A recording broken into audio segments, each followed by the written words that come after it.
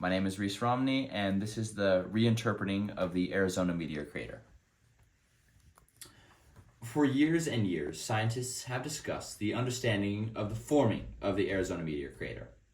But finally, in 1952, Daniel Barringer won the long-fought debate, and it was accepted that the crater was caused by an impact of a meteor. Daniel then spent the rest of his life trying to find the supposed meteor in the crater, but he was never able to, going broke after 20 years of digging. While it has long been thought that it was a result of a meteor impact, evidence suggests an alternative explanation involving a hydrovolcanic process. This theory proposes that the crater was formed through pockets of water in the Earth's crust, being heated up by friction of tectonic plates. This then creates steam, and once it reaches a certain heat, the pressure would cause a massive explosion, which would be strong enough to cause the Arizona crater.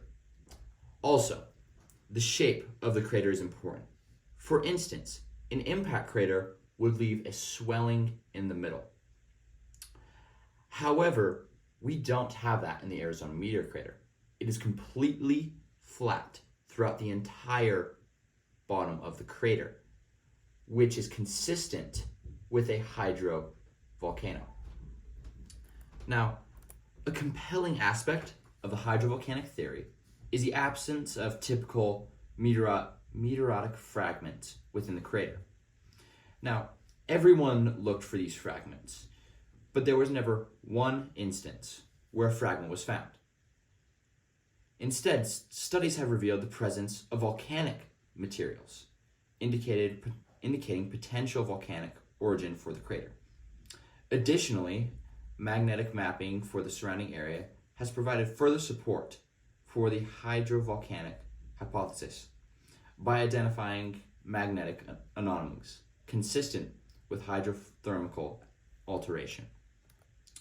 For instance, a study conducted by Dr. Smith and colleagues in 2020 analyzed rock samples from the crater and found evidence of hydrothermal alteration consistent with a hydrovolcano. Similarly, Dr. Johnson's magnetic mapping study in 2018 identified significant magnetic anomalies. Now, both studies showed that there was a lack of glass at the supposed impact site, which is a key feature of a meteor crash. Instead, there were large amounts of sandstone and clay, which would never be able to survive the impact because the sandstone would be turned to glass and the clay would not be able to form once the glass was there. Now, in summary, the Arizona meteor crater serves as a compelling discovery. We can safely assume that it is a hydrocrater because of the lack of any shards of the meteor and the magnetic anomalies. Also, the lack of glass surrounding the impact site. Thank you.